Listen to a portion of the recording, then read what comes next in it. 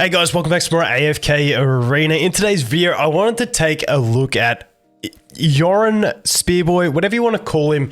I think it's pronounced Eorin, even though it's basically Eorin, but a bit jumbled around. So I've liked this dude since he was introduced. I think his design is absolutely wicked. I love rogues. I love lunges, anything that ambushes. I think is really fun gameplay for me, and I've used him on my free-to-play account. I built him as soon as he came out on the test server on that account, and like he's really strong in the faction towers for me. But I was actually not trying to record a video about him. You may see a little thing down here. I was trying to have some fun. We're gonna have some interesting videos coming up, but in this process, it just refreshed me on how much damage this guy can deal under the right circumstances. So I wanted to jump in, take a look at this battle, and then keep trying him in other battles at this stage that we're on Chiasma. Now, keep in mind, I always have trouble when I show things on Chiasma because people want to see things maxed out tested. But then when I test things, people are like, oh, well, you're maxed out, so everything's easy. Just keep in mind, at some point, no matter how much investment you have into everything, the campaign gets hard at some point. So, like, honestly, Chiasma's actually decently difficult at the moment. We're not like the furthest pushed account, but we're at a decent stage. But once again, this is full investment on everything. You know, some things don't. If you look at Gorvo, you look at the tree, they're not fully invested. You can see their engravings aren't done. But, you know, in general, everything's got 60 engraving, 30 signature item, and 9 furniture. Like, that's the base of where we're at. Also, if I sound like shit, I do apologize. I've been sick over the weekend and I'm just getting over it, so my voice is still a bit sketchy. So let's just jump in and take a look at this one here, and then we'll go in and we'll try some more things, because I just feel like this guy needed his own spotlight. So the idea that we had here is we wanted to group the enemies up. Now, the reason I was doing this was because of Tree. I was trying to do play around with the roots, using Brutus to knock back, rooting the back row enemies, and stuff like that. So that was my initial thing. We might see some Tree later on in the future. But what we did was we put Eorin, Gorvo, and Floppy in the team up the top because we couldn't drag the granite away. So the idea was, if we have our whole team jump away, that would force granite to run down, and then we'd have a nicely grouped enemy team for the whole team that we have basically there going. We can spread the poisons and we can deal the damage. So this was the team that we were looking at. And once again, we're using obviously Brutus, who's a wide scene OP hero. I think Floppy's starting to see a lot more usage and people are realizing that he's really strong. But besides that, we have Tree, Gorvo, and Spearboy. So, you know, like, it's not too bad. So let's just jump in again and you'll see that strategy again. So if we go here, you can see I've got Floppy here, I've got Spearboy here, and I've got Gorvo there. And they're all going to run away. If we go here, well, those two run away. Gorvo's slowly jumping anyway, and that forces the granite to run down into the group.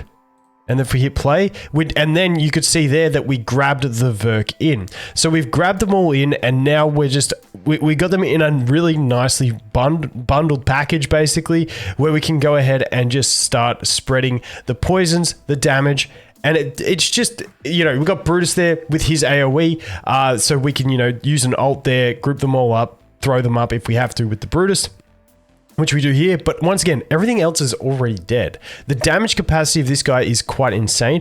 And like the way that the dots are melting through that granite's health is actually really solid. Because if you don't have dots on, like if you don't have a really good capacity for damage on a granite, he can actually survive for a really long time. So that was just one example. Now, I'm not saying that Spearboy is the greatest and everyone should build him.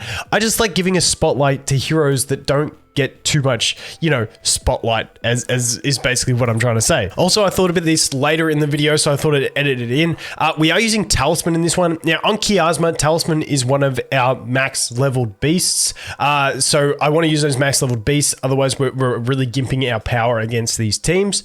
And I just really like Talisman. I think he's like a really good balance between offensive and defensive, especially when we don't have too much defensive support on the team. I haven't quite figured out exactly who he's going to follow, but just in general, no matter who he follows, he gives a break. So it's the furthest forward ally, but sometimes he goes to Brutus, sometimes he'll go to Spearboy, sometimes he'll go to Floppy. I can't pick exactly how he's going to work, but you know, in general, he has good offensive and defensive capabilities no matter who he ends up on, and that's why we're using Talisman for this one. Like I said, you could probably get away with others, but he's just, you know how you find a beast that you really like? I just really like Talisman. I think he's really cool, especially for this type of unit that we're trying to showcase. But anyway, let's continue. So that is that team. So once again, if we go back here, you can see that the level deficit is, what are we at? We're basically 900, just under a 400 level, like 370. Is that about right? Yeah, 370-ish. Yeah, you know, my math's a bit cooked. But let's jump back out. Let's go back in here and begin. And let's go. So that was the team that we were using. Once again, we got the tree in there. We're not using like completely broken units. Honestly, the tree, I feel like I can get him working again. The problem is on Chiasma, he's got like tier 2 gear and he's just, the tree is not invested very well compared to the rest of the units on Chiasma. But hey, look at this, enemy tree. They know it's OP. Okay, so let's try and make him work in this team. Now, obviously, with his lunge attack, he always attacks the enemy with the highest attack. So my default is to always just jump in and see who he's lunging to so we can get an idea. So he's lunging into the Leica in this team. As you can see, we got instant one clapped. So if we're lunging to the Leica, what we want to do is we want to do something like this. We're going to keep the same team. We will mix it up, but just for now, we're going to see how this goes. So let's see if we can go here. The problem is that we do have the star there, and a star is always going to be a bit of an issue for me. So let's just jump here, see what we can do. So we should get Floppy to jump into the into that group there, and then we can grab the others in. Like I said, the one problem is that we do have the star on the enemy team, so we're not going to be able to get that a star grouped in, and that is going to be a real clutch point for us in this team.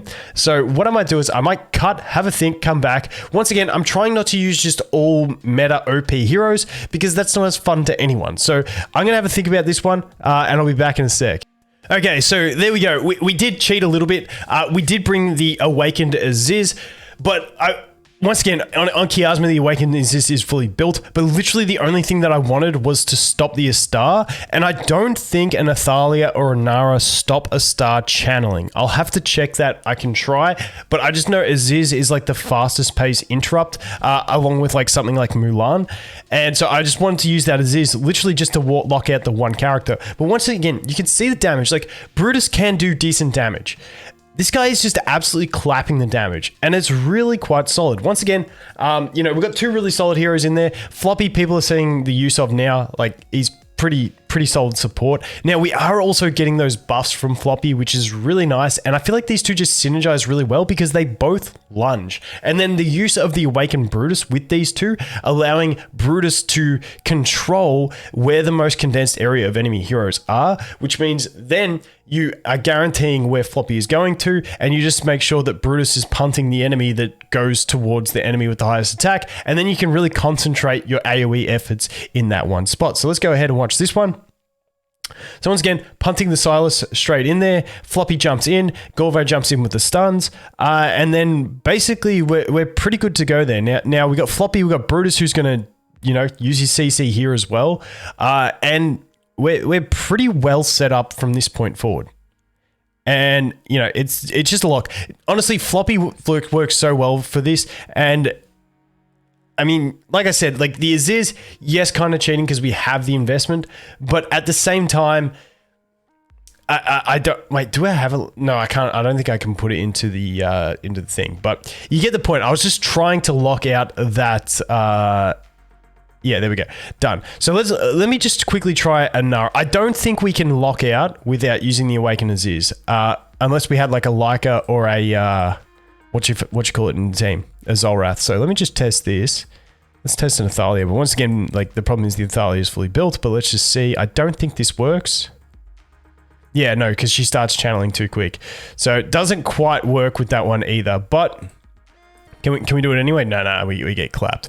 We need that lockout. It's too much to deal with. So that is that one. Once again, you can call me a cheat for using the Awakened Aziz. That's cool. So let's move on into this team. Now, what have we got here? Okay, this is an interesting team. I'm thinking we're going to jump on top of the, what's her face? The Scarlet, which isn't too bad. So that should be fine. Which would mean Rosalind runs there anyway, which means we're just going to grab these two, which then he's going to go to that because we're going to all be jumped. So, which means we can put Floppy there as well. So then, as a final unit, let's just throw Oku in because I'm trying to use non-common heroes. I could use the tree as well. Let's try the tree. But I think my problem is with the tree, with the strat that I want to do with the tree, is that we need to have Leica in the team to outpace them. Let's see. Oh no, we've got the roots. Good. Okay, Floppy's down. But if the others survive, it's not the end of the world. We could... No, okay. Honestly, the tree strat, pretty solid. Tree strat, pretty solid. Not gonna lie. It's a thing. It's a thing, guys. The tree has the worst skill descriptions on Earth. His roots, it doesn't even tell you a duration. It's disgusting. It's disgusting how poorly designed he is. Okay. Do we go Nervanthi? No. Let's do the Leica. Let's do the Leica. Let's see. Obviously, another more OP hero, but I just feel like that boost at the start could get us there. If we just keep Brutus and Eorin alive, we're good. Brutus dead, that's bad. Can he do it with the dodges? Oh, dude, I feel like he was kind of close there. I feel like he was kind of close, just a bit slow with the damage. If Floppy can get a couple dodges and survive, we missed the group up on that one. So we missed the group up. That kind of hurts. Once again, if Brutus can survive... dude, what was he out there attacking? Wait, what's happening with Frampton? What's happening with Frampton? Oh, wait, no. We're lunging onto Frampton. I've been playing this wrong the whole time. Because we're lunging onto Frampton. But we've got him dead. Could just work anyway. Oh, dude. Let's. But this way doesn't work as well, I don't think. Let's try. Yeah, because the Frampton becomes an issue. All right, back in a sec. Okay, there we go. Had to mix it up a little bit, but once again, got there. So let's put it on 1 time speed later. Let's do it on 1 time speed. All right, so we pun the Rigby back. We get the group up here. I've swapped these two down to the bottom so that they jump across to mess with the Frampton. As you can see, Frampton gets interrupted. Now, because we have the Leica up there, they do get the Thane to go teleport away. The one issue is, it's confusing to me because the Rosaline normally... Well, I don't know why, but I felt like the Rosaline would follow the Frampton as well, but obviously other stats include. So... Rosaline is following the highest power, whereas we're lunging highest attack, so the other stats must contribute, something like that. But the problem is the Rosaline is following the Thane, whereas we're lunging down here, which means there's 3 enemies we got to group. But luckily, the 2 furthest are going to be the Scarlet and also the Thane, meaning we'll drag them in, and the Rosaline will naturally follow them back in. So that works out all right. So Thane goes far away, doesn't really matter. Leica's going to dodge, survive, and as we go here, you can see there, the one problem is the Gorvo did do a pretty horrible jump there because he just jumped onto like one enemy hero. I don't get why he did that. Must be like how slow his brain is at working to realize, okay, the grouped area has moved. Maybe he just made his call too early. But once again, doesn't really matter. Rosaline starts coming over. Brutus, really good range on that ult, by the way, because he grabbed her in. So then Brutus in, and then basically just look at the melting damage. Like once he just spreads those poisons so quickly and just melts groups of enemies so well. I absolutely love it. But yeah, there you go. We're playing the group capacity. We're playing his poisons. To be fair, I don't think his poisons really need enemies to be grouped. It's just grouped works better with the other text that I'm using of Floppy and Brutus to make it work, because here's just say that his poison spreads to the nearest enemy. So they don't have to be right next to each other the way I understand it, but just for the sake of the team that we're trying to use, using the Gorvo, using the Brutus, using the Floppy, we're just liking that grouping type strategy. So worked pretty well, pretty decently. Let's just play it for one straight playthrough, and then we'll jump on to the next team. But like I said, you can see, especially like, once again, Brutus putting in some pretty decent damage there as well. And then Floppy also, because they're all grouped up, like Floppy also like not doing the damage, but doing the grouping and obviously giving those buffs as well. And like the shredding capabilities is just ridiculous. So yeah, that is that one. So we're going to jump on to the next one. Once again, about doubling Brutus's damage, a bit less than double. Not too bad. All right, let's bounce out. Let's check out what the next battle is. Alrighty then, let's swap the team over. Okay, let's see how we go here. I feel like this one, I don't know if the Daemon Odin is going to be a big issue for me. We've also got Fears coming out here, so I think this one could be a little bit tricky. Let's just see where we teleport to first. Okay, we're going on to the Desira. That is like the least optimal path for me. I'm not massively pumped about that. So, okay. That kind of sucks, not going to lie. So, we're going to go like this. I'm going to leave it like that. We'll group those two in. We'll leave Gorvo in for now. I might have to take out the Gorvo. I might even take out the Leica. We'll see how we go. Yeah, the problem is the portals are quite frustrating. And as you can see, like Floppy doesn't even live. So we might have to bring something to lock out the Odin. So I'm thinking we might have to lock out the Odin as well. Okay, I'll have a play with this because I'm about to lose my voice and I'm about to cough. And I'll be back. Wait, are we gonna? No, okay, I'll be back. Okay, so this one was more of a team effort, but I love strange tech units, and that's why I brought the Thescu to this one. So ideally I wanted to use a Nara because I know Athalia is a bit harder to build for people and stuff like that, but the whole intention of the Athalia was to lock out the Odin, but still give us a 3-piece faction bonus. Now, the reason I did this was I wanted Thescu in back mid because of the way we're grouping enemies in this team. I just figured we could get the poisons on everyone and basically stun or turn to stone every enemy on the team. And I'm like, that would be pretty powerful. So let's jump in, take a look. Now, Thescu almost flopped. Thescu almost flopped. The mind control from the Aziz almost broke us. It almost broke us. But you gotta remember, also, the other thing that Thescu does is charm one of the enemies to heal our allies instead of dealing damage, which is also quite a decent effect to have as well.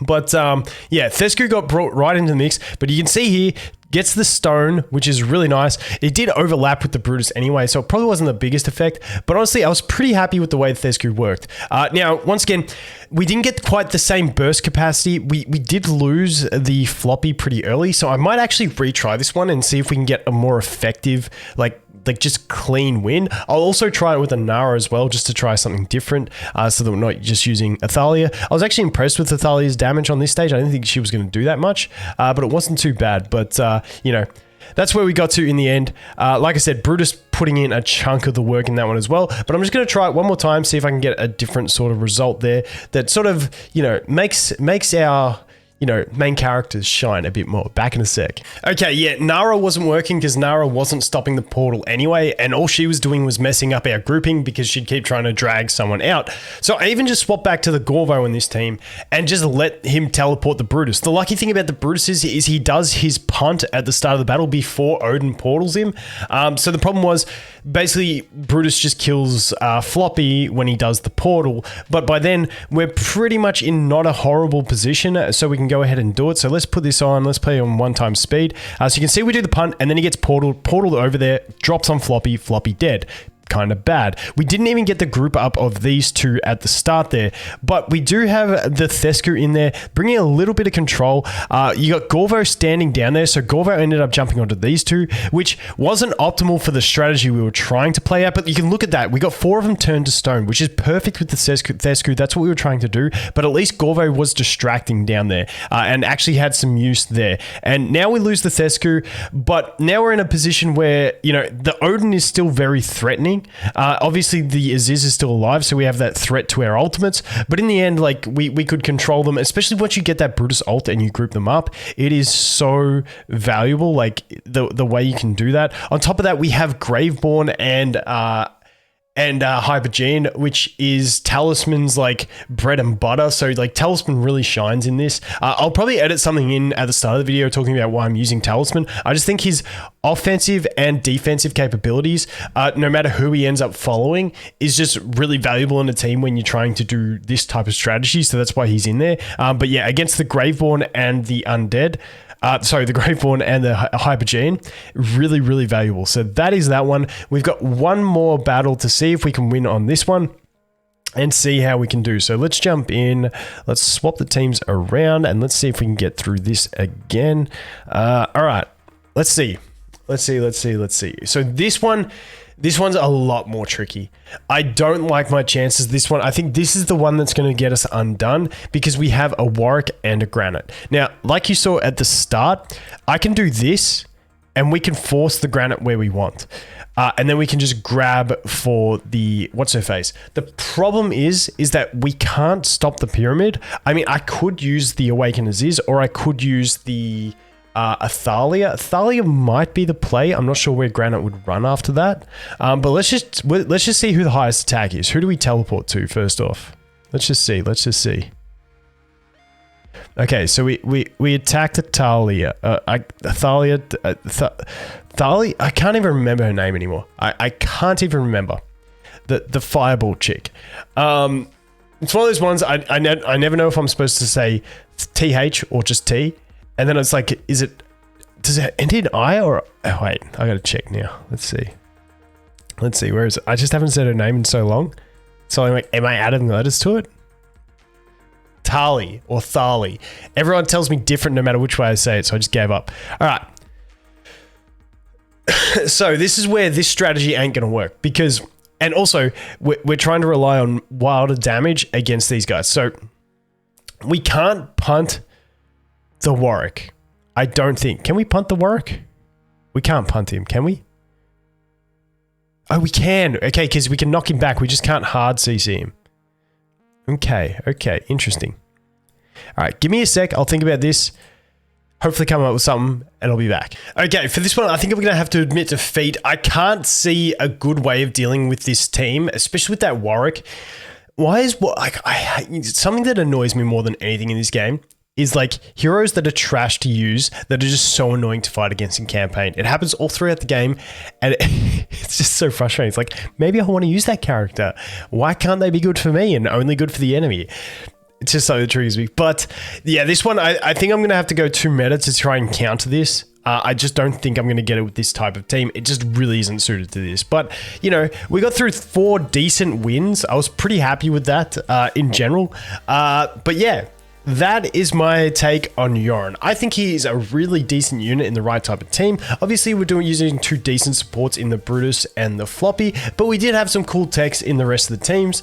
And yeah, like once again, he's not a top priority for Wilders in my opinion, but you know, he has his merits. So if you enjoy him, like I always say, game's about fun, build what you have fun with. He's just a unit that I've always liked since he came into the game, and he absolutely demolishes for me in the Wilder Tower, but he has some pretty decent capacity for damage in the right situations. So, you know, let me know if there's another hero you guys really want me to cover in something like this. I love testing out and experimenting with things, so let me know. I can test out any hero you guys want over here on Chiasma and try and give you like a good demonstration of something they can do.